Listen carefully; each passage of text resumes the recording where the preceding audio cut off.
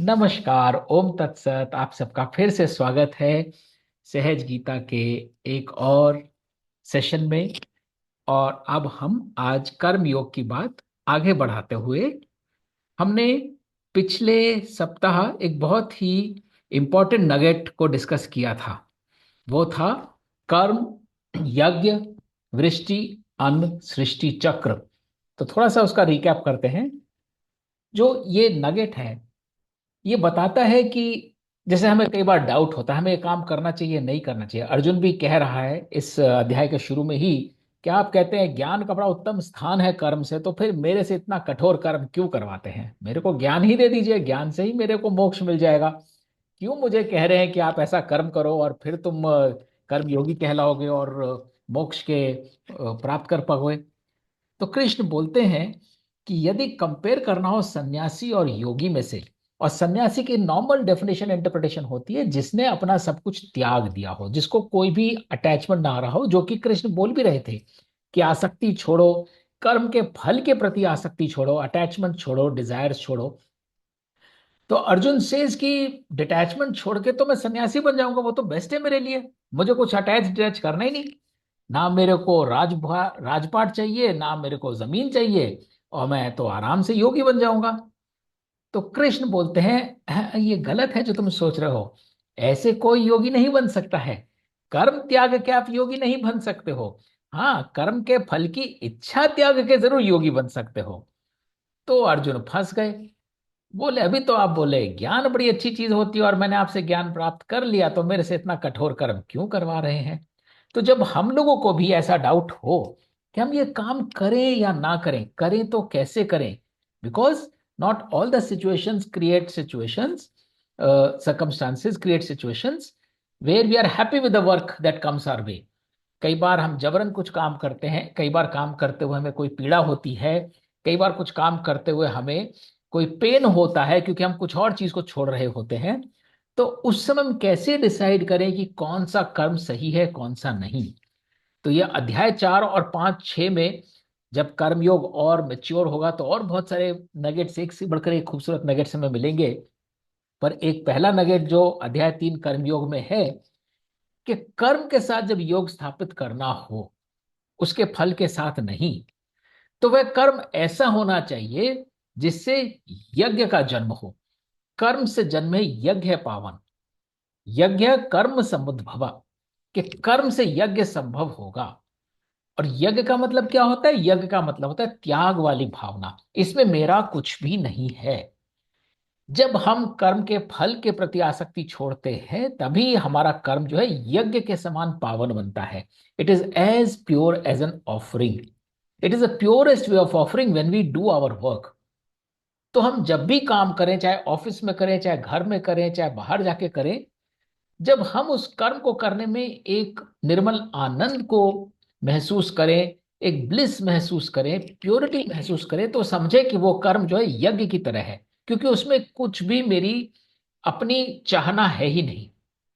और only and only when we deliver our deeds in the purest form, तब यज्ञ से जन्मती है वृष्टि। ज्यादातर गीताओं में, जैसे मैंने लास्ट टाइम बोला था, यज्ञ जन्मते वृष्टि का अर्थ यही डाला गया कि यज्ञ से वर्षा होती है, वर्षा से अन्न पैदा होता है, और अन्न से सारी सृष्टि चलती है। पर इसको यदि हम फिलोसॉफिकल इसकी जेनेसिस देखें, तो जब हमारे कर्म में यज्ञ की भावना हो, तभी उस यज्ञ से वृष्टि एज इन प्रेसिपिटेशन होता है। उससे जो हमें चाहिए वो हमें मिलते हैं रिसोर्सेज, जिन रिसोर्सेज से फर्दर ये साइकिल ऑफ कर्म जो है आगे बढ़ता है। तो जब तक हम किसी चीज से अटैच रहेंगे, हमारा कोई रिजल्ट के साथ अटैचमेंट रहेगा, तब तक एक तो वो यज्ञ के समान पावन नहीं होगा, प्योर नहीं होगा। और जो चीज प्योर नहीं होगी वो हमें प्रेसिपिटेट नहीं करेगी, ठहराव नहीं लाएगी। हमें प्रेसिपिटेशन तभी आता है जब हमारा चंचल मन इधर उधर नहीं भटकता है, एकाग्र हो जाते हैं हम, स्थित प्रज्ञ हो जाते हैं। तो वृष्टि का अर्थ उस प्रेसिपिटेशन से कि we precipitate in our thoughts, we precipitate in our desires, जिसे हम बोलते हैं this is the precipitate. A precipitate in scientific forms is the sum and substance for everything that it was before. हम गीता को भी, गीता को वेदांत बोला जाता है कि जहां सारे वेदों का ज्ञान समाप्त हो जाए है, गीता वहां जन्म लेती है। और इसी प्रकार Gita is the precipitate of all knowledge contain in Vedas and Upanishads. तो हम यदि प्रेसिपिटेट को उस अर्थ में समझेंगे तो सारा प्रेसिपिटेशन, सारा सार हमारी प्योरिटी में से निकलेगा। जहां जहां हम जरा से इम्प्योर हुए, कोई डिजायर हुई, कोई इंसेंटिव हुआ, कोई ग्रीड हुई, उन सबको हम देख पाएंगे कि वो हमें एक इटर्नल पीस और ब्लिस नहीं दे पाते हैं। और जब हम प्रेसिपिटेटेड फॉर्म में होंगे, सबलाइम फॉर्म में होंगे, तभी उससे रिसोर्सेज पैदा होंगे, जो रिसोर्सेज फर्दर इस सारे सृष्टि को आगे चलाएंगे। तो ये जो कर्म, यज्ञ, वृष्टि, अन्न, सृष्टि चक्र है, ये बहुत जरूरी है सोचना कि कभी हमें डाउट हो तो हमें देखना चाहिए हम इस साइकिल को तो ब्रेक नहीं कर रहे कहीं पे। ऐसा तो नहीं है कि हम कर्म कर रहे हैं पर कर्म से यज्ञ पैदा नहीं हो रहा, हम यज्ञ कर रहे हैं पर यज्ञ से वृष्टि नहीं हो रही। हम यज्ञ तो कर रहे हैं बट हमारा वन भटक रहा है, इस यज्ञ के बदले में क्या मिलेगा? सो दैट इज नॉट वृष्टि। हम वृष्टि तो कर रहे हैं लेकिन उससे अन्न नहीं उपज रहा। मतलब अब प्रेसिपिटेट तो कर दिया लेकिन शायद कुछ अपने लिए रोक दिया बफर, तो उससे वो रिसोर्सेज जनरेट नहीं हो पा रहे जो हमें पोटेंटाइज कर सकते हैं। और यदि रिसोर्सेज हैं तो क्या उससे वाकई सृष्टि दोबारा आगे बढ़ रही है, या वो रिसोर्सेज हमने होल्ड करके रख लिए हैं फिर? तो कहीं ना कहीं अगर इस साइकिल को हम ब्रेक कर देते हैं, वो रिफ्लेक्ट करेगा, जो नेक्स्ट स्टेज है वहां तक नहीं पहुंच पाएंगे। तो ये एक और रूब्रिक बनता है, कभी भी हमें लगे फल की आसक्ति तो नहीं करनी, लेकिन अपने लक्ष्य को प्राप्त करना। और हमें सोचे कि हमें लक्ष्य क्यों नहीं मिल रहा जो हम सोच के चले थे। अगर वो इच्छा भी नहीं थी, अगर वो हमारी एक थॉट थी हम ये कर्म इसलिए कर रहे हैं, लेकिन हमें वो रिजल्ट ऑब्टेन होता नहीं दिख रहा है, तो कहीं ना कहीं वी शुड रीएनालाइज कि इस साइकिल को हमने कहां ब्रेक किया है। That is the significance of this nugget. अब इससे आगे चलते हुए,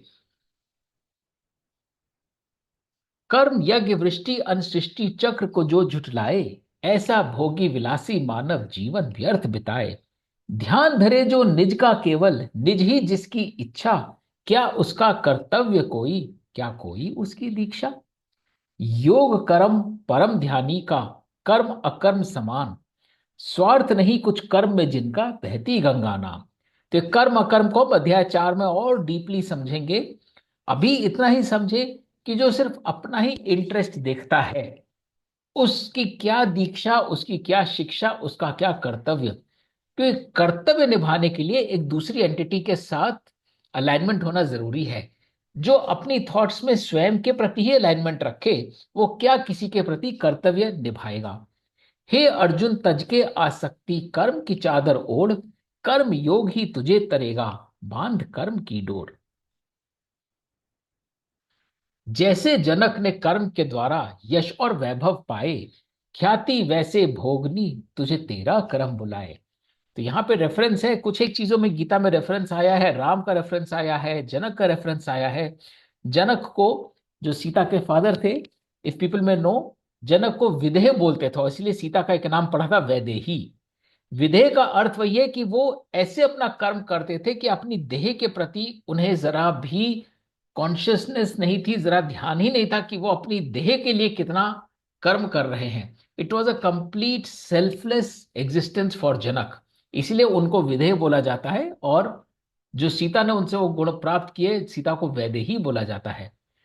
तो जनक की इस प्रॉपर्टी, इस नेचर के द्वारा उन्होंने कितना यश और वैभव पाया, वैसी ख्याति भोगने के लिए तेरा कर्म तेरे को बुला रहा है। अब तू ये मत सोच इसमें मेरा क्या प्राप्त हो रहा है और मेरा क्या खो रहा है। श्रेष्ठ पुरुष का कर्म हर प्रति बंधता एक उदाहरण, लोग सभी ले प्रेरणा करे वैसे ही तो कर्म वरण। पार्थ मुझे त्रिलोक में कुछ भी नहीं अप्राप्त, कर्म है बांधे मुझको भी नहीं कोई अपवाद। किसी एक क्षण भी जो मैं कर्म का छोड़ूं हाथ, लाखों भजते नाम जो मेरा गिरे पतन के साथ। और यहां आके कृष्ण, जिसे बोलते हैं बिल्कुल strike the iron while it's hot, कि यहां अर्जुन को डाउट हो रहा है कर्म कैसे करूं और क्यों करूं। वो कह रहे तू अपनी बात बोल रहा है, मैं परमात्मा होके सारे विश्व का मेरे को ख्याल रखना है, मेरे को इंश्योर करना है कि सब विश्व चलता रहे। और ये हम भक्ति योग में सीखेंगे कि ईश्वर और गॉड का क्या मतलब है। ये बात मैंने पहले भी बोली है। फॉर द टाइम बिंग हम प्रिज्यूम करें जैसे भी आप गॉड को रिलेट करते हैं अभी उसी फॉर्म में करें। और कृष्ण अभी उस गॉडली फॉर्म को ही कह रहा है कि अगर मैं अपने को गॉड भी मानूं, मुझे कुछ भी ऐसी चीज नहीं जो मैं प्राप्त ना कर सकूं। तो आदमी सोचता है कि भाई अगर मुझे सब कुछ प्राप्त हो गया तो फिर कर्म क्यों करना है। क्योंकि जो हाइपोथेसिस है कि कर्म किसी फल के लिए ही किया जाता है, तो जिस एंटिटी को सब कुछ प्राप्त हो उसे तो कर्म करने की आवश्यकता होनी नहीं चाहिए, उसे तो सभी कुछ प्राप्त है। लेकिन फिर भी बोलते हैं, पार्थ मुझे त्रिलोक में कुछ भी नहीं अप्राप्त, कर्म है बांधे मुझको भी नहीं कोई अपवाद। और ये हम भक्ति योग में दोबारा रीइंफोर्स करेंगे इस कॉन्सेप्ट को, जब हम ईश्वर का कॉन्सेप्ट समझेंगे कि उस ईश्वरी रूप में जिसमें सब कुछ प्राप्त होते हुए भी एक चिर शांति है, कोई इच्छा नहीं है, कोई डिजायर नहीं है, उसके बावजूद भी उस एंटिटी को, उस एनर्जी को भी अपना काम करना ही है, कर्म से वो भी बंधा हुआ है। किसी एक क्षण भी जो मैं कर्म का छोड़ूं हाथ, लाखों भजते नाम जो मेरा गिरे पतन के साथ। उनके ऊपर भी इतनी रिस्पॉन्सिबिलिटी है कि उनको अपना कर्म तो करते ही जाना है, नहीं तो जितने लोगों की आस्था उनसे जुड़ी हुई है उस ईश्वर के कॉन्सेप्ट से, उस सृष्टि के कॉन्सेप्ट से, उन सबका पतन हो जाएगा अगर उनके इष्ट देव, अगर उनके परमात्मा ही अपना कर्म करना छोड़ देंगे तो। मेरे कर्म न करने से विश्व नष्ट हो जाए, सृष्टि के नष्टदातावत मुझको जाना जाए। अज्ञानी भी कर्म वरण कर भारत यूं तर जाए, जैसे ज्ञानी बिन आसक्ति के कर्म सभी कर जाए। तू तो ज्ञानी अज्ञानी भी कर्म का कर विश्वास, यज्ञ कर्म और ब्रह्म नियम को रखे उर के पास। तो यहां पे कृष्ण यही बोलते हैं कि यदि मैं अपना कर्म छोड़ दूं तो ये सारी सृष्टि जो है ये सब नष्ट हो जाएगी, ये कैसे चलेगी। और लोग बोलेंगे कि ये तो आप सृष्टि के नष्ट दाता हैं। और अज्ञानी भी, जब अर्जुन ने बात करा ज्ञान वर्सेस कर्म, कि जो अज्ञानी भी है वो कर्म के द्वारा ही तर जाता है, उसको मोक्ष कर्म से ही मिल जाता है, भले उसने ज्ञान प्राप्त किया हो।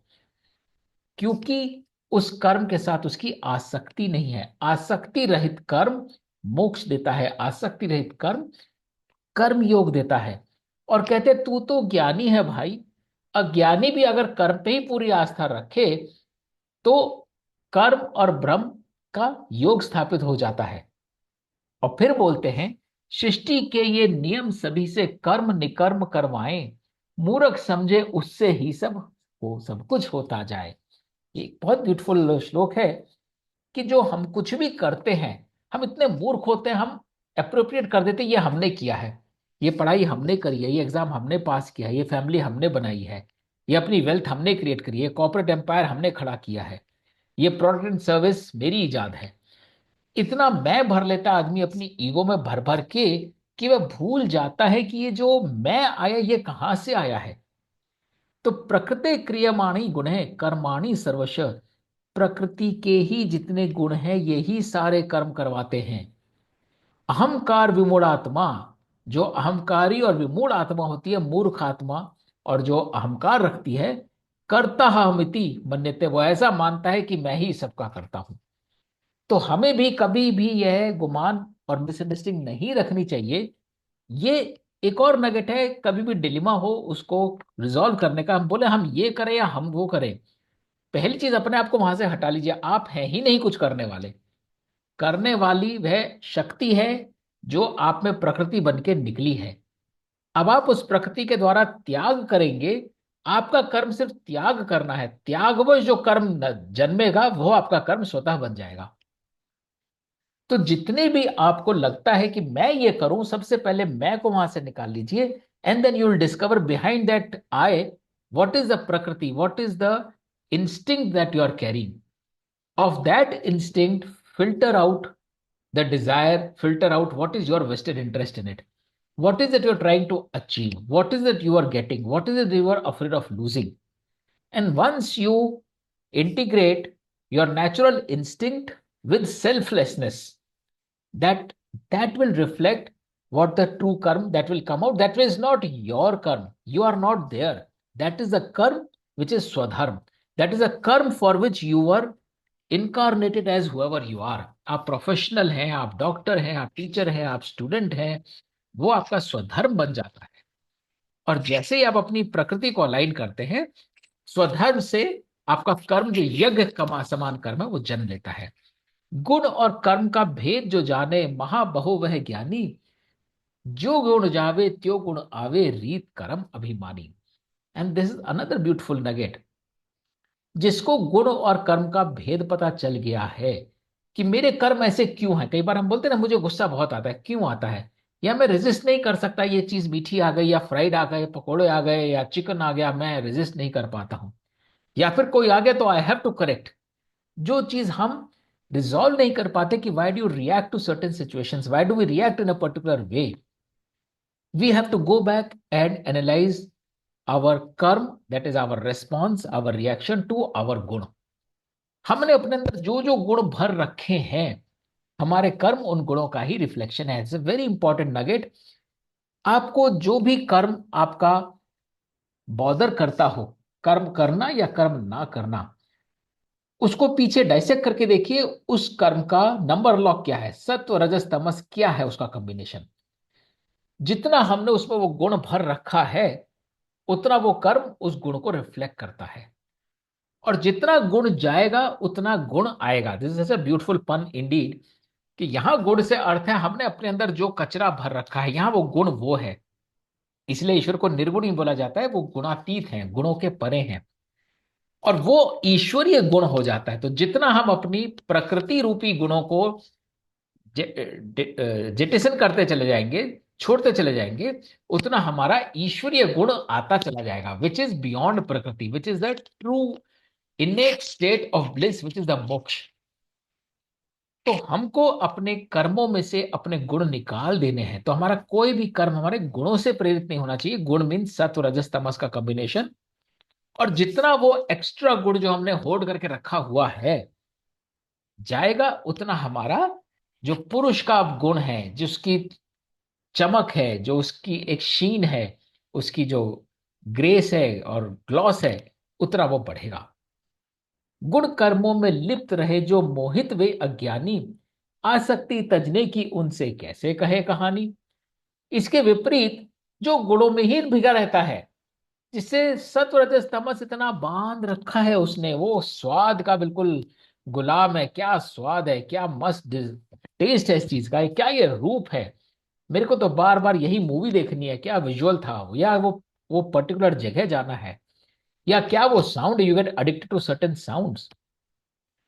उनसे आसक्ति तजने की कहानी कैसे कहें, उनकी तो सारा जीवन गुणों में ही लिप्त है। आहुति दे कर्म की अपनी निर्मल चित और शुद्ध, मोह माया संताप रहित रण में कर तू युद्ध। दोष बैर को त्याग के जो श्रद्धा कर्म अपनाएगा, स्वयं कर्म के बंधन से शीघ्र मुक्त हो जाएगा।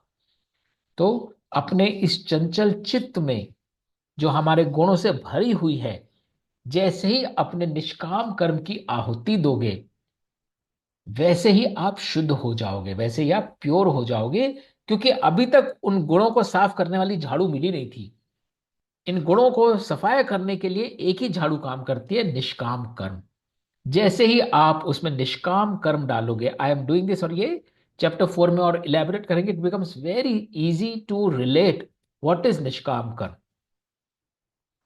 The moment we bring nishkam karma into the ecosystem, it starts cleansing, जिसे बोलते हैं डिटॉक्सिफाई कर देना। किंतु कर्म के धागे में जो दोष बुनता जाएगा, ऐसा ज्ञानी साधु भी दुराचारी कहलाएगा। लेकिन अगर हम इफ्स एंड बट्स लगाते रहें, नहीं नहीं कर्म तो हम कर लेंगे, प्रोवाइडेड, जितना हम टीएनसी लगाते जाएंगे ना, उतना ज्ञानी होकर भी हम विकर्मी बन जाएंगे। क्योंकि we are always looking for excuses not to do certain things, और कंडीशनैलिटी, ये रिजल्ट होगा तो मैं काम करूंगा। तो आपका ज्ञान किसी काम का नहीं है। हर प्राणी का धर्म है जैसा, वैसा उसका काम, अपने धर्म के उल्टे जाना निष्फल और निष्काम। इंद्रियों में राग द्वेष प्रतिपाल फूलते फलते, वश में इनको करने से ही जीवन के फल मिलते। विधिवत दूजा धर्म निभाए हो विपरीत स्वभाव, उसके अमल से उत्तम है निज धर्म में प्राण गवाओ। ब्यूटीफुल नगेट, वेरी पॉपुलर श्लोक। बहुत लोग इसको कोट और रेफर करते हैं इन वेरियस कंटेक्स्ट। श्रेयान स्वधर्मो विगुण पर धर्मात् निश्चितात्, स्वधर्मे निधनम श्रेयम पर धर्मो भयावह। हम कितनी सिचुएशंस होती हैं जहां अपने इंस्टिंक्ट्स के अगेंस्ट चले जाते हैं, हमारा इंस्टिंक्ट कुछ कह रहा होता है, हमारा कई बार गट इंट्यूशन बोलती है don't do that, don't do that, but हम किसी ना किसी इन्फ्लुएंस के अंदर आ जाते हैं, या तो हमसे बड़े कुछ कह रहे हैं, हम उनका लिहाज करके we don't want to antagonise them, and we end up doing things but somewhere we are not at peace with that. या फिर कई बार अपने ऑफिस की सिचुएशंस में, वर्क सिचुएशंस में हमें कुछ ऐसा काम करने को बोला जाता है which is against our ethics और प्रिंसिपल्स और आवर बिलीफ सिस्टम और even our capacity, but we do it, we take it upon them. 2-3 session पहले कोई बोल रहा था कि सेल्स में इतने टारगेट्स दिए जाते हैं जो अनरियलिस्टिक होते हैं, तो कहीं ना कहीं हम उनको एक्सेप्ट करते हैं अपने ऊपर, एंड देन हम जैसे ही उनको अपने ऊपर एक्सेप्ट करते हैं, now we have a skin in the game, we have an ownership. तो फिर वो हमें स्ट्रेस ही देगा, क्योंकि हमने कोई ऐसी चीज अपना ली जो हमारे स्वधर्म के ऑपोजिट थी, हम बिलीव नहीं करते थे उसमें। और कॉर्पोरेट लाइफ में ये बहुत होता है, क्योंकि एक डिक्टेट होता है, एक पॉलिसी होती है, and then we have to work on those guide rails. The difference being, जैसे हम रिस्क मैनेजमेंट पढ़ते हैं, there is a risk appetite and there is a risk capacity, दोनों में फर्क होता है। तो इसी प्रकार जो हमारा स्वधर्म है वो हमारा कोर है। एक हमको एपेटाइट रखनी चाहिए उसके कुछ टॉलरेंस की, ठीक है, क्रिएट सम बाउंड्रीज। 5-10% कोई मेरे से बोले अपने स्वधर्म के बियॉन्ड जाओ, you should still be able to deliver that. दूसरा है रिस्क कैपेसिटी, कि अब एपेटाइट की बात नहीं है, मेरी टोटल कैपेसिटी इतनी ही है, टॉलरेंस ऑलरेंस लगा के setting up those boundaries are very important. तो विधिवत दूजा धर्म निभाए। और कई बार हम क्या करते हैं, बहुत ही शिद्दत के साथ, कंप्लायंस के साथ पर धर्म निभाते हैं, स्वधर्म नहीं निभाते हैं। जो दूसरा कह रहा है, जो दूसरे के लिए ठीक हो सकता है, चाहे वो कोई प्रोफेशन चूज करना हो, माँ बाप बोलते हैं engineer, doctor, MBA, chart accountant बन जाओ, और बच्चा वो करने चल पड़ता है, वो उसका स्वधर्म नहीं होता। लेकिन वो पीयर प्रेशर में आके, पेरेंट्स की बात मान के, या सारी सोसाइटी वही कर रही है तो वही करने हैं, अपने स्वभाव के विपरीत जाते हैं। लेकिन गीता अनुसार ऐसे अमल से उत्तम है निज धर्म में प्राण गवाओ। और यहां प्राण का मतलब सिर्फ ऐसे नहीं कि you have to sacrifice your life.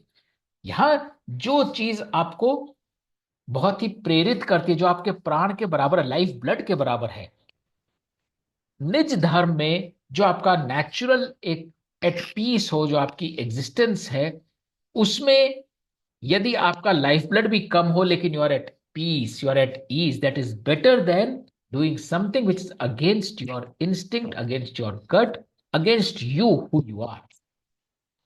तो ये किसी भी सिचुएशन में डाल सकते हैं। You are a daughter, you are a son, you are a daughter in law, son in law, father in law, teacher, student.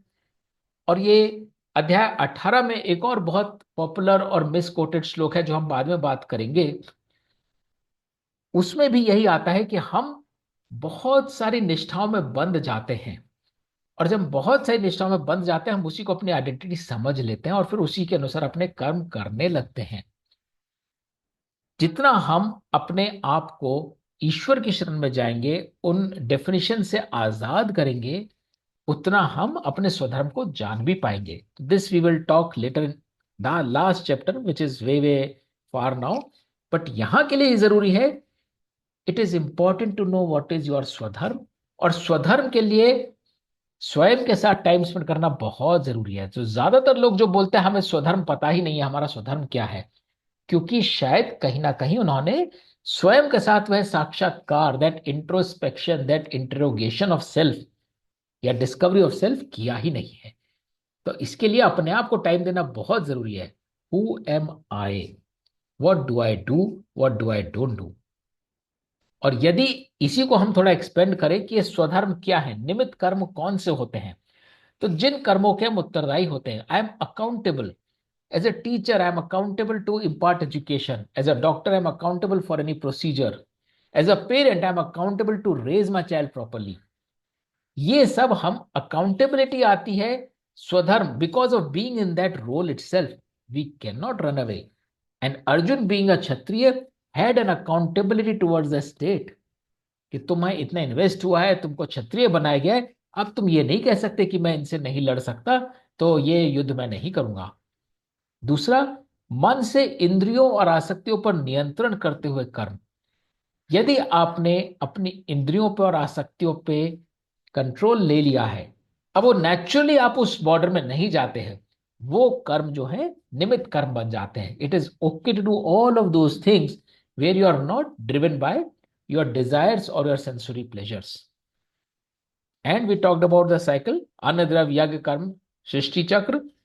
Anything that is aligned with this cycle, those deeds are perfectly swadharma जिसे बोलते हैं, प्रकृति स्वभाव के अनुरूप कर्म और संसार के लिए किया गया कर्म, लिया नहीं के लिए. तो anything which is not for you. In contrast जिन कर्मों का आधार आसक्ति हो, अटैचमेंट हो, डिजायर हो, ग्रीड हो, हेट हो, वायलेंस हो, जो पुरुष प्रकृति के संयोग के ऑपोजिट जाते हो, या फिर अपने इंद्रियों को डेलिबरेटली कंट्रोल किया हुआ. एक चीज होती है आपने इंद्रियों पर विजय प्राप्त कर ली, the sensory pleasures no longer affect you. दूसरा है आपने उस सेंसरी प्लेजर को कंट्रोल करके रखा हुआ. डिजायर तो बहुत है, बस आप मैनिफेस्ट नहीं होने दे रहे. कि आपको भूख लग रही है लेकिन आपने व्रत रखा हुआ, आप कह रहे हो नहीं नहीं ठीक है व्रत कर लेते हैं, बस रात को तोड़ेंगे. उस कर्म का आपको कोई मोक्ष नहीं मिलने वाला, कोई लिबरेशन नहीं मिलने वाला. Cause are you're still attach to something. या स्वयं को कर्ता मान के, जैसे बोला कि आपके गुण आपसे काम करवा रहे हैं और वो गुण आपने अपने आप लिखे हैं और आप सोच रही है कर्म तो मैं कर रहा हूं या मेरे लिए किया गया कर्म. तो whenever you have any such rubric where you are breaking the cycle, where you are not holding yourself accountable, where you are deliberately perforce controlling your desires, but naturally you are not able to do that, or you have your vested interest, all of these type of acts and deeds are to be discouraged. So it will not disappear in one day, but find out which is your weakest spot. Weakest spot in 4-5 rows में से कौन सा है? Where does your karma that you want to liberate yourself from lie in these 4-5 scenarios? Start working at that which is the lowest hanging fruit. And सबसे lowest hanging fruit actually the last row है, स्वयं के लिए किया गया कर्म. सबसे पहले देखिए ये कर्म मैंने क्या अपने लिए किया था? Am I looking to get something out of it? अगर है उस कर्म को निकाल दीजिए अपनी टू डू लिस्ट में से. You can make a beginning just in your daily list of jobs that you do.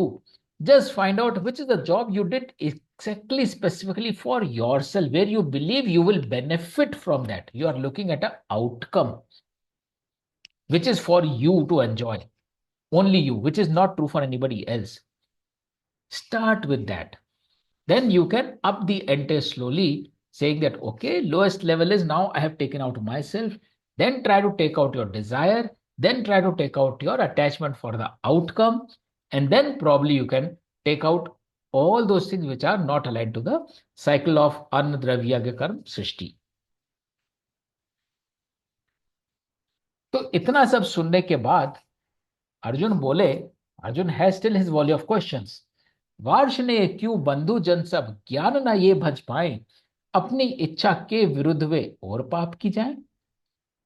तो अब अर्जुन ने यही सवाल पूछा जो which keeps coming up and probably after all of this conversation some of you may still have.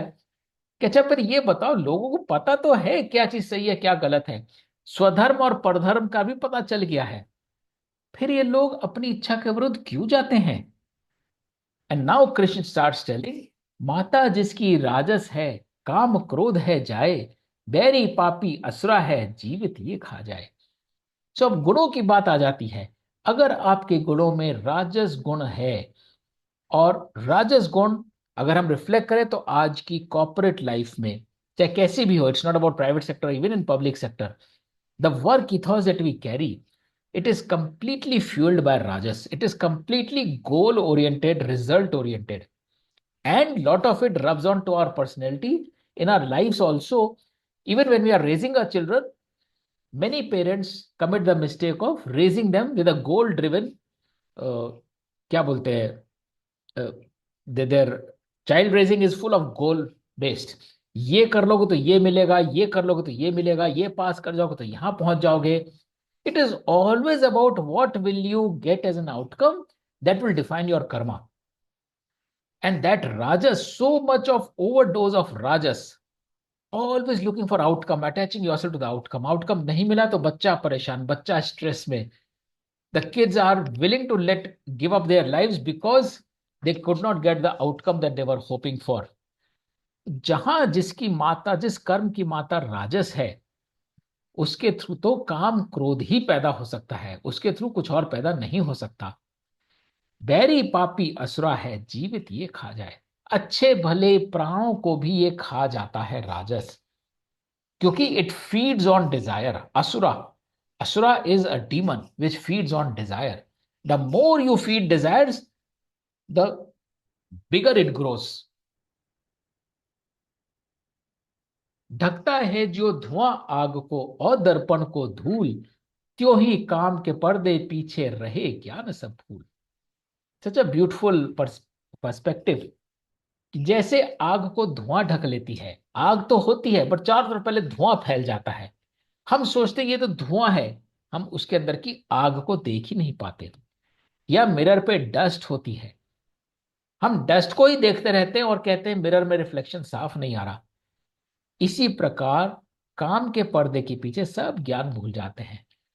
When there is an element of desire which is enveloping all of our identity and acknowledgement of self, our self is nothing but full of desires, तो सब ज्ञान भूल जाते हैं लोग।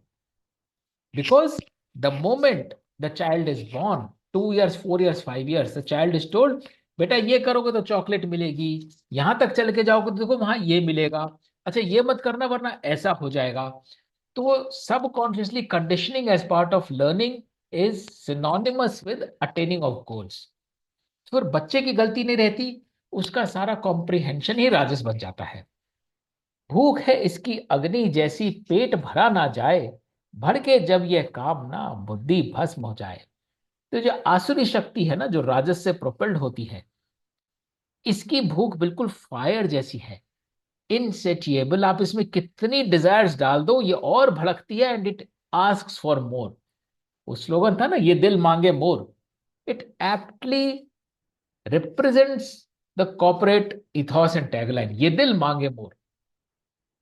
That corporate entity also is asking for more market share. It is urging its clients also to take more of that product. And then mentally and emotionally, we are always asking for more, more, and more. इंद्रिया, मन और बुद्धि तीनों काम अधीन, मोहित करते संसारी को, ज्ञान को करते छीन। अतः अर्जुन तू सबसे पहले इंद्रियों को ले जीत, काम क्रोध की सांसें पल में थम जाने की रीत। तो सबसे जरूरी है राजस को कंट्रोल में लाना। Rajas is the crux of where your transformation begins. And Rajas only and only means being driven by the result. So even though, and we discussed this in one of the previous sessions, even though your employer may say, attain, give me so many results, take that result as a duty, as your unresolved karma. Don't get attached to the result. Get attached to the selfless work that you can do. You're not working for the result. You're not working for the sales target of $5 million. You are working to ensure that you are in a role where you have to deliver as per the corporate policy, which is your accountability. But don't get attached to the result. If you could not attach 5 million, you did your best. You should not be disappointed. If your boss is, let him be. Bring him to a Gita session. It's another consciousness for him that that person needs to go through. Right now, we are talking about you. There will be people who will give you illusions of goals in front of you. How you have to deal with them is, this is your to-do list. It is only a to-do list. There is no attachment needed in it. So take the to-do list of $5 million, take the sales target. Now that sales target is your prarabdha. Your boss could have given you 15 million also. She could have given you 3 million also. What that number is, you cannot control. That is extra environment. हम बोलते ना, कर्म पे अधिकार है, फल पे नहीं है।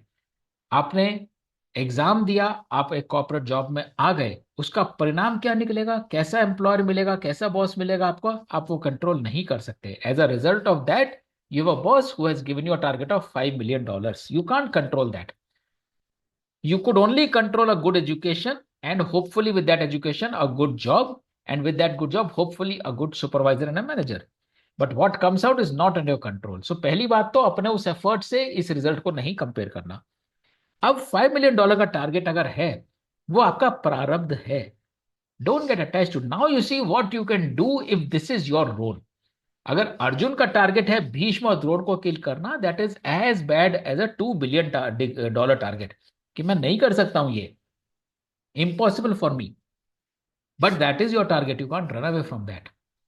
So now own that target, but do not get attached to the target. Do everything selfless, professionally, whatever is required to meet the target. But if the target falls short, now it is about you. Do not get disappointed because you are never working for the target, for the outcome of the target. The target was for you, for the role that you are there, for the situation that you are there. That's it. The target does not even belong to you. And therefore, not attaining it does not reflect. The sad part is, in corporate world, it is a target which redefine your bonuses, your promotions, and your acknowledgement. Do not get influenced by that by that ecosystem. Be your own appraiser. You don't want to be influenced by your employer's appraisal. He may undervalue you, he may overvalue you. आप इतना काम करिए कि target चाहे 5 का 15 attend कर दिया. Don't relate yourself. Your corporate may give you a golden plaque for that. For you, it is immaterial. You are just doing your job. इसलिए इंद्रिया, मन और बुद्धि तीनों काम अधीन. डिजायर के अंदर इंद्रिया, मन और बुद्धि डेवलप होती हैं. जैसे हम डिजायर रखते हैं वैसे हमारे सेंसरी प्लेजर्स बन जाते हैं, वैसे हमारा मन बन जाता है, वैसे हमारी बुद्धि बन जाती है. और यही सारे संसार को मोहित करते रहते हैं. हम उस गोल्डन प्लाक के पीछे भागते रहते हैं, उस प्रमोशन के पीछे भागते रहते हैं. We forget the amount of medication that is coming in disguise if we are chasing an outcome which is not supposed to be ours in the first place. और इसीलिए वो ज्ञान को क्षीण कर देते हैं. Our consciousness comes down. So I'll take a pause here because the learning of today is, जिस प्रकार आग को धुआं ढक देती है, मिरर को डस्ट ढक देती है, डिजायर हमारे ज्ञान और कॉन्शियसनेस को ब्लॉक कर देता है. जैसे ही हम अपनी इंद्रियों को जीतते हैं, जैसे ही हम अपनी डिजायर्स को अरेस्ट करते हैं, वैसे ही हम अपनी कॉन्शियसनेस को एलिवेट करने की तरफ अपने स्टेप्स लेते हैं.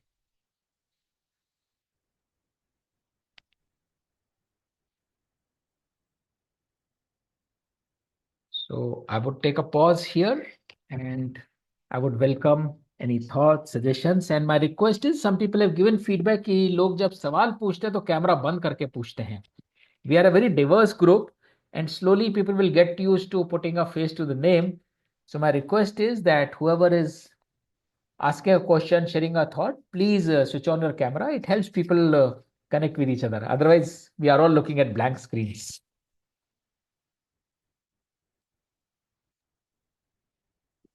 अविनाश, Yes, जी. मेरे मन में एक प्रश्न उठ रहा है कि कुछ सिचुएशंस ऐसी हैं जिनमें जैसे कि लेट अस से मैंने अभी एक केस पढ़ा और उससे मेरे मन में ये बात आई कि एक न्यूली वेड कपल था जो कि मतलब अभी कुछ ही दिन हुए थे शादी हुए और कोई हैप्पीनेस उन्हें उस रिलेशनशिप में नहीं मिल रही. तो अब यहाँ desire for that conjugal relationship में हैप्पीनेस, ये तो मतलब उस गृहस्थ धर्म का पार्ट है और वो मिल नहीं रही है. तो इससे परेशान होना, क्या ये स्वधर्म से विचलित होना है?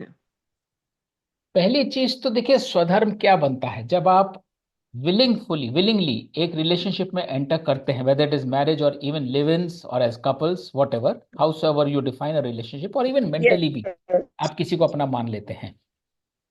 उस समय आपका पहला स्वधर्म बनता है अपना पूरा तन मन से, प्यूरी ऑनेस्टी से अपना सब कुछ. आपकी आवाज चली गई है. Am I audible now? हाँ. Am I audible? ओके. मैं ये कह रहा था, यू आर ओके. जैसे ही हम किसी रिलेशनशिप में एंटर करते हैं विलफुली, जब हम किसी के साथ रिलेट करते हैं, चाहे वो मैरिज हो, चाहे वो लिव इन हो, चाहे वो फ्रेंडशिप हो, कोई भी हो, and I will slightly हाँ. expand the canvas to any relationship, mother, father, Okay. Teacher, student, whatever. तो उस रिलेशनशिप में जो हमारा रोल है वो हमें 100% देना चाहिए, वो हमारा स्वधर्म बनता है. सो इन अ मैरिटल रिलेशनशिप हमारा स्वधर्म बनता है कि हम कंप्लीट ऑनेस्टी के ठीक. साथ उस रिलेशनशिप में एंटर जाएं. So the conjugal relationship is part of the marital relationship. ठीक है. ठीक है. Now, if they are not getting happiness, there is a reason for it. Maybe how they define not happiness is maybe some desire or expectation which is not getting fulfilled, or not acknowledging what is the deliverable in the first place. So sometimes it so happens because it's a new relationship, and as I'm expanding the scope, आप 60% ला रहे हैं, teacher आपसे खुश नहीं है, teacher की expectation कुछ और है. तो कंजुगल में भी आप अपनी तरफ से कुछ एक डिलीवरी कर रहे हैं, एक तरह से कनेक्ट कर रहे हैं, बट पर ज्यादा पर्सन एक्सपेक्ट समथिंग एल्स. तो सबसे बड़ी परेशानी किसी भी रिलेशनशिप में एक्सपेक्टेशन की आ जाती है. आप डिलीवरी बाद में रखते हैं, आप एक्सपेक्टेशन पहले ड्रॉ कर लेते हैं, and then you measure your happiness based on expectation. So that is a disconnect. यदि आप ओके. एक्सपेक्टेशन नहीं रखते हैं, 100% डिलीवर कर रहे हैं, then with an honest communication your partner will also understand कि अगर कोई लेस हैप्पीनेस है, it is not because of less commitment और less delivery on other part. whatever the other part is giving, it is falling short of what you are expecting. तो चाहे वो physical reason हो, चाहे emotional हो, mental हो, financial हो, कहीं ना कहीं, और आज की दुनिया में बहुत इजी हो गया है to enter into relationship itself with an expectation. वो सबसे पहला तो जो फ्लॉ है वो वही है. आजकल लोग रिलेशनशिप ही एक्सपेक्टेशन के बेसिस पे ही शुरू करते हैं, दैट इज द डिस्कनेक्ट. और कई बार रिलेशनशिप प्योरली शुरू करिए but expectation start building up. तो यदि कॉन्जुगल ओके. रिलेशनशिप्स में भी there is a lesser happiness quotient, one has to understand, is there less of truthfulness in it, or there is less of capacity? If the capacity is only as much, then you got to understand you only get that much, you cannot get more out of it, because the other person is only that much capacity of giving you whatever you are expecting from that other person. Okay, but if someone refuses to accept, हाँ. मेरे पास ऐसे counselling का case आ जाता है कभी कभी. जी The other बिल्कुल. person, one person is giving 100%, hmm. but the other person is not ready to acknowledge. believe कि ये पूरा दे रहा है. हम्म. तो तो वो, उस केस में हाँ, तो देखिए परेशानी का कारण तो वही क्या बन वो जाता है. धर्म से विचलित हो रहा है? तो वो बिल्कुल वो अपने स्वधर्म से इसलिए डायग्रेस हो रहा है क्योंकि उसका स्वधर्म दूसरे को जज करना नहीं है, उसका स्वधर्म दूसरे को एक्सेप्ट करना है. और I will take away a slightly different example. Again parent son ले लीजिए, पेरेंट चाइल्ड ले लीजिए, टीचर चाइल्ड लीजिए. वो बच्चा तो अपनी तरफ से 100% दे रहा है, उसकी कैपेसिटी उतनी ही है. वो 60-65% ही ला सकता है. And this is a very common reference when kids study something like maths. I have seen several families which से कि हमारा बच्चा मैथ्स में स्ट्रगल कर रहा है, specially in middle school and in Indian environment. Despite that parents are pushing them to perform more more more more. तो क्या हो रहा है, पेरेंट्स एक्नॉलेज ही नहीं कर रहे हैं कि वो कैपेसिटी उतनी ही है, क्योंकि पेरेंट्स की एक्सपेक्टेशन है कि बच्चा कुछ और डिलीवर करे. तो इस रिलेशनशिप में भी अगर कैपेसिटी पहुंच चुकी है, दूसरा बंदा इससे ज्यादा का केपेबल है ही नहीं, whatever be the reason, और आप एक्सपेक्ट कर रहे हैं कि आपको ज्यादा मिलना चाहिए, तो वो पहला फ्लॉ तो आपके एंड पे हुआ कि आप एक्सपेक्ट को कर रहे हैं अपने को सेंटर में रखे कि आपको ये मिलना चाहिए. आप ये नहीं देख रहे कि दूसरा कितना दे रहा है. दूसरा तो अपना 100% दे रहा है, वो 100 से ज्यादा कैसे दे सकता है. Okay, so one person has to accept this कि यही है, इतनी कैपेसिटी है. वो टेक हमेशा, इट और लीव इट. हाँ, क्योंकि हम अपने को छोड़ के हम जैसे ही दूसरे को देखेंगे ना, देन वी विल एक्नॉलेज जैसे इसकी तो कैपेसिटी इतनी है. तो और कई बार लोग 100 नहीं, लोग 100 से ज्यादा भी दे रहे होते हैं, हम ही उसको नहीं देख रहे होते. तो हमको ये हाँ. देखना है कि भाई मैं तो सोच रहा हूं बहुत कम है, ये तो अपना जान दे रहा है यार, 200% दे रहा है. तो मोस्ट ऑफ द केसेस बात अहम क्या जाती है, हम जैसे ही अपने आप को वहां से सीन से हटाएं, हमें क्लैरिटी आ जाती है कि हमें कहाँ कहाँ से क्या क्या मिल रहा है. हम अपने को सेंटर में रखते हैं और फिर जज करते हैं कि हम ये हैं, हमारी तनख्वाह इतनी होनी चाहिए थी, हमारा बैलेंस इतना होना चाहिए था, हमारा हैप्पीनेस इतना होना चाहिए था, हमें इससे मिलना इतना चाहिए था. मैंने लाइटर वेट में बोलूँ तो बहुत सारे एसोसिएशन में लोगों को बोलते सुना है, हमें तो इतना मिलना चाहिए था इससे। And I find its very funny कि हाउ कैन यू डिसाइड कि दूसरा तुम्हें कितना दे, तुम ये डिसाइड कर सकते हो तुम दूसरों को कितना दोगे, हाउ कैन यू डिसाइड दूसरा तुम्हें कितना दे। तो it's a variation of same sentiment कि हमको दूसरे से इतना मिलना चाहिए था, वो हमें नहीं मिल रहा है, इसलिए हम खुश नहीं है। एंड तो if anybody, accept that situation as it is. I won't say accept, first acknowledge. पहले अपने को हटाइए, अपन जिसे वही बोलते हैं ना, दर्पण से धूल हटाइए पहले। देखिए दर्पण कितना चमक रहा है, अपने को हटाइए और उसको रीअसेस करिए सिचुएशन को। अब देख के बताइए आपको कम मिल रहा है कि ज्यादा मिल रहा है। And then you will realise कि अरे ये तो हमें इतना दे रहा था, हम उसको कम आंक रहे थे। पहले एक्नॉलेज करें। And okay. if anybody else has a perspective, I would be also happy to know how anybody else sees this predicament.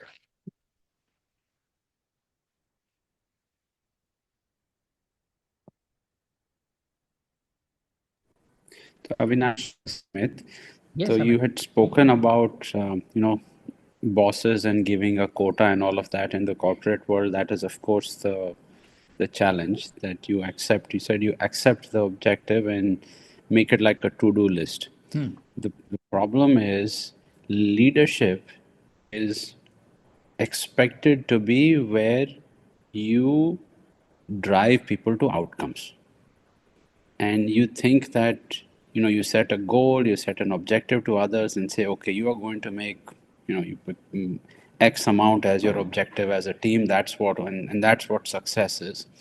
And if you motivate them and they get there, then you are viewed as a leader. Successful leader. So this successful leader. So Yes. this becomes a self-perpetuating problem, that while you may yourself be able to disassociate the goal and operate like a to-do, but you pretend that that doesn't exist and project it because that is what is expected of you as a leader. No. So are you talking of the leader right now? Are you You- talking of somebody who the leader has given the target? Who are you right now? I'm talking about the leader, that the leadership is expected that you will get followership and you will get people to make their objectives. So unless push and unless you give them unrealistic goals or hard goals, and then either enable them or motivate them or scare them or whatever to get to that objective, only then you are viewed as being successful. So it is the similar situation rolled up to the next level. So I was giving an example of the team worker, but you're not talking the leader. So now the leader's leader is giving them a goal. Their goal is micromanaging them, that you should give XYZ type of goals to your team, because the Right. leader's leader views it that way. So now again, you cannot choose your bosses. So you take that upon you. Now your turf is still open to you. And if it is a good management, at least they will not micromanage, they will not meddle into the how part. They can only discuss the what part. They can say, we have a 5 billion target. So each of your team members should carry a 10 million target, whatever that number is. Now you cannot fight that. So take that. Having taken that, maybe even do that, because that is what your KRA is. In your goal sheets, they will review every month. So how much targets have you given to everybody and how are they doing on that? So take that and publish it, because you cannot fight that. That is your prarabdha. You cannot escape. However, you thought XYZ brand is a very people oriented brand. When you join the company, you realize this is the truth. So you cannot fight it. Take it. Now, after even having assigned, and worst case scenario, you don't have any flexibility. Worst case is everybody is micromanaging and seeing that exactly how you deliver. Now, if some of your team members are unable to do it, all we are saying is you do not get attached to it. You may get fired for that, you may get blamed for that. Do not reflect your happiness through them, is the point. Do that. Chances are, if you are doing your job well, some of your team members will excel, and therefore you will have some fig leaf for your leadership. Others who are not doing, you may face disappointment, but disappointment and successes are part of any existence, is the thing. The problem happens when we take the targets, but now we are losing our sleep, we are stressing out on that. So at any point in time, whether you are a team worker, whether you're a leader, whether you are the CEO yourself, or whether you are the investor, whichever line of control you belong to, wherever you are, find out what your deliverable is because of the situation you are in and that you cannot escape and fight. In that deliverable, give it your 100%. But you are not giving for the outcome. You are giving because you are capable, you are chosen to be in that situation. The result, you have no control. Don't even think about result. Many times result will be better than what you expect. You will still get motivated, but don't fall into the Rajas bait. Don't take that bait. Result is good. Just feel good about it and move to the next. Result is bad. Do not sweat over it. Is the mantra. So Perfect. Thank you. at times it sounds theoretical, but believe me, that's the only deliverance for an individual. And it is not as theoretical. We will see slowly as we ramp up some of the other perspectives in Gita. Because what you apply to self can be applied to corporate, can be applied to relationships, can be applied to diet, everything. And we'll threadbare discuss it as we go along.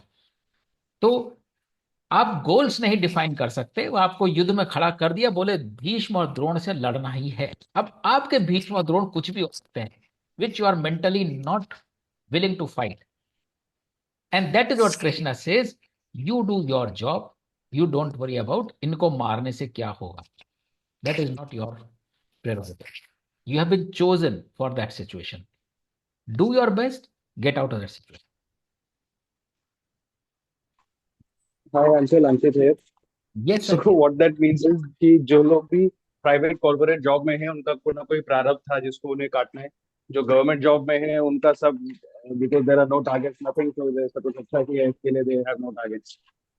हाँ देखो, you know my better half, उसके सामने बोलोगे they have no target, so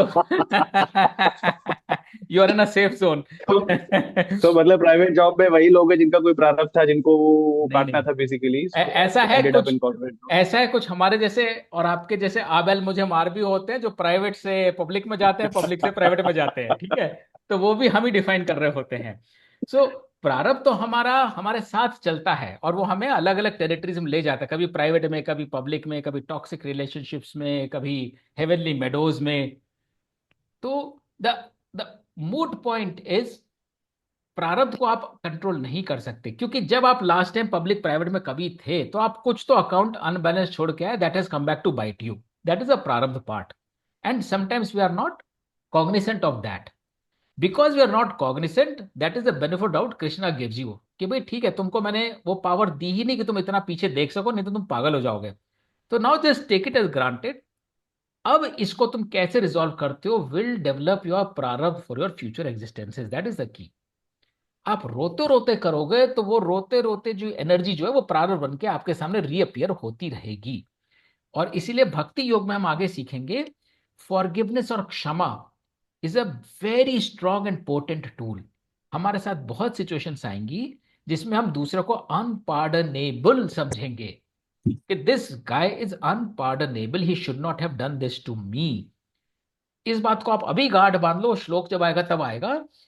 Forgive that person, he can only do that. वो आपका प्रारब्ध बन के इस जीवन में आया था, उसका आपके जीवन में यही रोल था, वो आपको दुख देने ही आया था. The moment you forgive that person, वो एनर्जी आपके सारी एग्जिस्टेंसेस में से चली जाएगी. तो जो प्रारब्ध होता है ना, उसके पीछे forgiveness plays a huge huge role. तो इस जीवन में बहुत सारे लोग जिनको आप कह रहे हैं ये प्रारब्ध बन के आए मेरे सामने, take that as a blessing. They were here to cleanse you, which is the journey of moksha, and give them lot of healing, give them lot of forgiveness. Take whatever they are giving you, plus or minus. और minus है, you got to be the Shiva. Shiva की बात हम क्यों करते हैं, अभी हम कुंभ की बात रेफरेंस लाते हैं, वहां सब शंभू शंभू बोलते हैं. जब अमृत निकल रहा था तो Shiv was the only one. जब विष निकला अमृत से पहले तो सब भागने लगे क्योंकि सारा विश्व जल रहा था. He was the only one, he said मैं इसको ग्रहण करता हूं.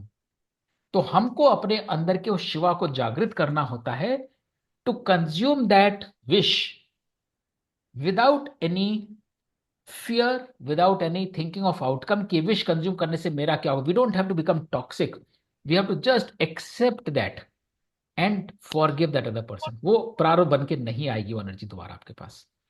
और जहां आपने जरा सा भी वो विश टेस्ट करके वापस डाल दिया उसमें, ये तो बहुत कड़वा है, that is what comes back to your prarabdha as your next boss in after life, as your public, as your private. And as I said, आबेल मुझे मार. कई बार सब कुछ ठीक चल रहा था, हम ही अपनी गाड़ी खुद ड्राइव करने लगते हैं, सोचते नहीं नहीं इधर बहुत सारे प्रारब्ध है, इधर कम है, इधर चलते हैं. Then we the secret gets revealed to us कि असली तो यहां पर बैठा हुआ है. At least that's how I see it playing out.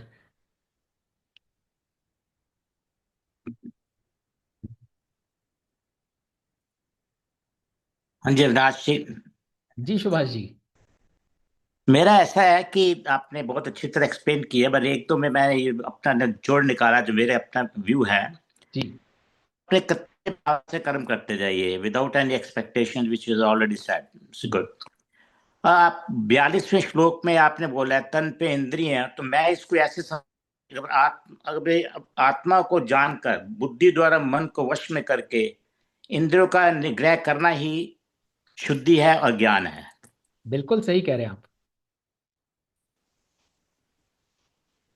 Completely agree with you.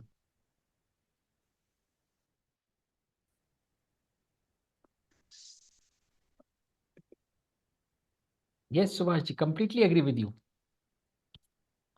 Okay, thanks. I just want to make sure about it, what my understanding is this. 100%, 100%.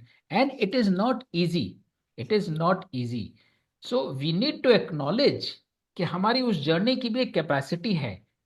हम सोचे कि हम आज ही क्रैश कोर्स कर लेंगे और कल हमें मोक्ष मिल जाएगा, तो दैट इज ऑल्सो फूलिशनेस. इसलिए जरूरी है कि उस धारणा के थ्रू लो हैंगिंग फ्रूट्स को आइडेंटिफाई करें और उनका रिजल्ट देखें. And that will give us confidence कि हाँ पहले मैं ये करता था, मैं ये चाहना रखता था, either for a taste, for a view, for a sound, whatever it may be. Today I don't have that craving. So it's not just about diet, it's about everything that we consume, the content, the diet, the language, the relationships. तो जो आपका weakest point हो और जो lowest hanging fruit हो वहां से शुरू करिए and you will see the magic unfold कि हाँ पहले मैं I was a prey to my sensory desires in this particular field. मैं बहुत छोटी सी एग्जांपल देता हूं. I use to crave and I use to feast on, जिसे बोलते हैं ये स्नैक्स होते हैं आपके हल्दीराम भुजिया टाइप के स्नैक्स होते हैं, ready to made snacks. And this I am talking about 10-12 years back. कोई ऐसा वीक नहीं होता था कि I would not bring a packet home and consume it, and I used to love it. And again Gita पढ़ते पढ़ते आप जैसे कुछ चीज को इंटरनलाइज करते हो, द मोमेंट यू इंटरनलाइज कि नहीं ये चीज मेल नहीं खाती, मैं पढ़ तो ये रहा हूं पर मेरा कर्म कुछ और हो रहा है. And then I slowly cut down. It was not easy. I had to cut down, say, from few packets a week to 1 packet a week, few packets a month to 2 packets a month. Slowly. वो effort करना पड़ता है. That's an investment you are making.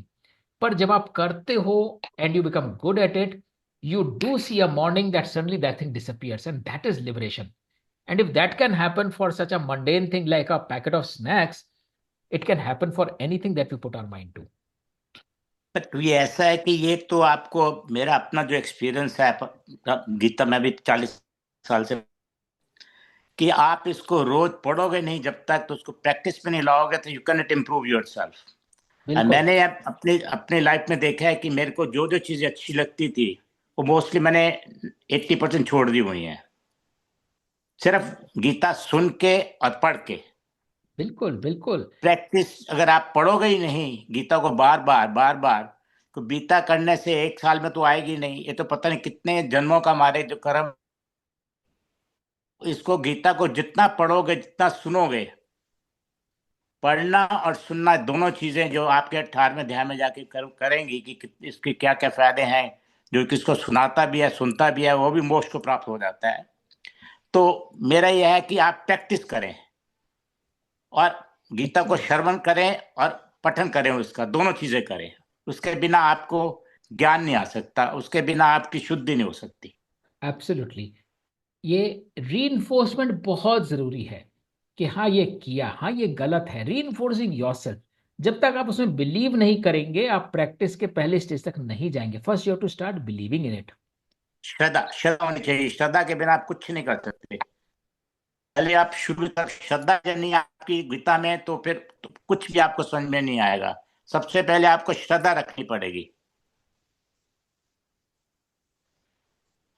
Absolutely. मेरे भी सुभाष जी जो आप मैंने भी। हाँ, मेरा भी जो क्वेश्चन था वो इस तरह आंसर हो गया पूरी तरह, बिल्कुल कि कुछ प्रारब्ध है। बिल्कुल। और प्रारब्ध फॉरगिव से, करिए, आगे बढ़िए। हाँ प्रारब्ध से निकलना बिल्कुल भी मुश्किल नहीं है। वो हम नगेट्स आगे और देखेंगे एज वी गो नहीं, अलोंग। फॉरगिव करिए और आगे बढ़िए। बिल्कुल बिल्कुल। Forgiveness is a very potent tool and there are few others that will discuss, but forgiveness stands tallest amongst them, because forgiveness puts the responsibility on you. आप अब क्या कर्म करने जा रहे हो? अब हाँ, उस कर्म में आप दूसरे को गलत भावना से याद कर रहे हो, तो वो कर्म आपका विकर्म बन गया। उस कर्म में यदि आप कर्म कर रहे हो बट एक्सपेक्ट कर रहे हो कि अच्छा इस बार कर देता हूं, अगली बार तुम ऐसा मत बोलना, वो भी आपका डिजायर बन गया। और उस कर्म में आप बोलो भाई तू तो मुझे यही दे सकता था, धन्यवाद तेरा, तू मुझे इतना तो दे के गया। तो आपका ये कर्म तीसरा बन गया जिसमें सात्विक है। आप अपने लिए कुछ मांग ही नहीं रहे, वो आपकी झोली भर के जा रहा है सुख या दुख से। तो you have to take accountability और अपना एक कर्म करना है। इफ दैट कर्म इज फॉरगिवनेस, वो तो आपको मतलब जैसे बोलते हैं ना, मोटर बोट की स्पीड से मोक्ष की तरफ ले जाएगा आपको। क्योंकि आप बिल्कुल ठीक है। अब आप उस बाउंड्री में खेल ही नहीं रहे हो, आप उस टेरिटरी से ही निकल गए। और आप देखना, and I am sure one of the participants here had asked some time back that they were in a situation where there was a toxicity in some relationship, and my advice yes, was only कि अच्छा toxicity है भी, आप वो toxicity लीजिए मत, आप सिर्फ अपना कर्म करिए। आप देखिए वो बंदा बदल जाएगा। वो बदलेगा ही बदलेगा। जब उसको आपकी तरफ से वो रिस्पॉन्स नहीं मिलेगा उस लैंग्वेज उस फ्रीक्वेंसी का, वो अपनी फ्रीक्वेंसी आप पे क्यों वेस्ट करेगा? वो उस पे वेस्ट करेगा जहां से उसे रिस्पॉन्स मिलेगा। So I have not had the ठीक। chance to circle back and find out how that situation unfolded, but I'm hoping that to some extent it would have given us the peace of mind and therefore the other person less incentive to be with us howsoever he or she was. But forgiveness is a huge tool we all have at our command. हम फंस जाते हैं ना, हम कैसे forgive करते हैं, ये तो अनपार्डनेबल चीज है। अरे भाई आप चीफ जस्टिस नहीं हो, आपको उस समय न्याय संहिता नहीं इंप्लीमेंट करनी है। आप एक पवित्र आत्मा हो, अपनी आत्मा को पवित्र रखो। दूसरी आत्मा क्रॉस हो रहा है, वो कुछ ऐसी चीज ला रही है जो आपसे मेल नहीं खाती है, नमन करके let it pass and it will pass. बस। बस।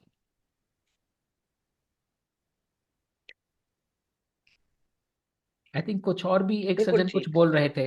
We had some cross conversation. Avinash ji, हाँ जी प्रमोद जी। Good evening. नमस्कार, गुड इवनिंग, ओम तत्सत। ओम तत्सत। और इस बार आपका सेशन मैं बहुत कम अटेंड कर पाया हूँ, लेकिन ये जान के मुझे खुशी हुई कि इस बार का सेशन और ज्यादा एक्टिव है और इसमें पार्टिसिपेंट्स काफी ज्यादा हैं। तो आपके जो एफर्ट्स हैं वो रिजल्ट ला रहे हैं और ज्यादा लोगों को लाभ हो रहा है। मैं सिर्फ इतना कहना चाहता हूँ कि मैं कई बार सोचता हूँ कि गीता के जो भी नगेट्स हमें प्राप्त हुए हैं उसमें दुर्योधन का रोल बहुत अधिक है। अगर दुर्योधन को हटा दें आप पूरे तो पूरी सीन से, तो फिर अर्जुन की कोई आवश्यकता नहीं पड़ती है। तो दुर्योधन हमारे लिए अर्जुन का अपोजिट है। तो जितने कर्म के जो भी सिद्धांत हैं हमारे, वो दुर्योधन ने और अच्छे से अपनाए हैं। उसने अपनी पौरुष और प्रकृति के अनुसार बहुत अच्छा काम किया है, पूरा डेडिकेशन से उसने काम किया है। वो दुष्टता तो उसने दुष्टता की चरम सीमा तक ले गया वो अपने आप को। तो मेरे दृष्टि से उसने गीता को भरपूर जिया है। अब मुझे यहाँ ये समझ में नहीं आता कि मुझे अर्जुन को फॉलो करना है कि दुर्योधन को। अब बाद में बात करेंगे आप, क्योंकि टाइम हो गया, शायद आप को वाइंड अप करना होगा। परंतु मेरी जो दुविधा थी मैंने आपको सामने रख दी है। जब समय होगा तो चर्चा करें आप। We will pick it up in the next session. और इसमें कोई यस। दुविधा का प्रश्न उठता ही नहीं है। वो अपनी प्रकृति, बहुत ही शॉर्ट में यदि बोलूं and then will discuss it, प्रकृति के हिसाब से तो चलना ही है। हम प्रकृति से वो नहीं हो सकते। लेकिन यही पुरुष का रोल आता है। कैसी भी प्रकृति हो, आपको एक पुरुष का नॉब मिला होता है। दुर्योधन को भी बहुत लोगों ने बहुत बहुत सचेत कराया। वो उसकी एक और प्रकृति थी कि वो सचेत को भी वो सिग्नल कैच नहीं ही कर पाया। ठीक है। तो बात सिर्फ एक जन्म की नहीं होती, वो जन्म उसने निकला और वो कैसा उसका अंतःकरण था। और यह अक्षय ब्रह्म योग में हम सोचेंगे, देखेंगे कि अंत काल में जैसी हमारी बुद्धि होती है, हमारा अगला इनकारनेशन और अगली एग्जिस्टेंस वहीं से शुरू होती है। तो it is not about one life alone. तो what will pick this up कि वो गीता का ज्ञान तो शायद नहीं ही जी पा रहा। गीता तो उसने मिली ही नहीं उसे, इसलिए अगर उसके कर्म ऐसे होते तो गीता उसको मिल जाती। वो सिर्फ वो अपनी डिजायर्स को फॉलो कर रहा था, वो ज्ञान को फॉलो नहीं कर रहा था, वो अपनी डिजायर्स को फॉलो कर रहा था। That's a difference. ज्ञान तक तो शायद वो पहुंचा ही नहीं, ज्ञान की शायद उसे अपेक्षा भी नहीं थी। और हम सब बहुत ठीक है। बहुत सारे रोल्स हम लोग अदा करते हैं। कभी हम दुर्योधन बनते हैं, कभी हम भीष्म बनते हैं, कभी हम अर्जुन बनते हैं। इट इज ऑल अबाउट हमारा कोई भी रोल। क्योंकि जो आप दुर्योधन के बारे में कह रहे हैं वो भीष्म के बारे में भी ट्रू है। तो इन सब को जिस चीज से ये बंधे हुए थे, वैसा ही प्रारब्ध बन के इनके सामने खड़ा हुआ। So the takeaway for us is, and that's a beautiful compendium in this Mahabharat, it's not important कि वाकई ये कैरेक्टर्स थे कि नहीं थे। व्हाट इज इंपॉर्टेंट इज इन कैरेक्टर्स के जो प्रोफाइल्स थे, उन्होंने जब उन प्रोफाइल्स को डिलीवर किया तो उनके क्या प्रारब्ध बने, हमें ये सीख लेनी है। But we will definitely pick it up. Thank you. Thank you. Thank you. चलिए, ओम तत्सत। बहुत बहुत धन्यवाद। ओम सत्सत। अगले सप्ताह फिर मिलते हैं कर्मयोग आगे बढ़ाते हुए। थोड़ा हैवी है कर्मयोग, धीरे धीरे चलेंगे। आशा है कि हर नगेट को अच्छे से समझें और हर कोई ये समझे मैं इस नगेट का यूज कर सकता हूं या कर सकती हूं कि नहीं। हर किसी के लिए कोई ना कोई nugget easy low hanging fruit होगा। सो वो आइडेंटिफाई करें और जब हम कर्मयोग समाप्त करेंगे then we will have a revisit कि भाई किसको कौन सा लो हैंगिंग फ्रूट नजर आया, या अभी सारे फ्रूट बहुत ऊंचे ऊंचे हैं। वो भी पॉसिबल है, but that is couple of sessions down. धन्यवाद। नमस्कार। ओम तत्सत। धन्यवाद। ओम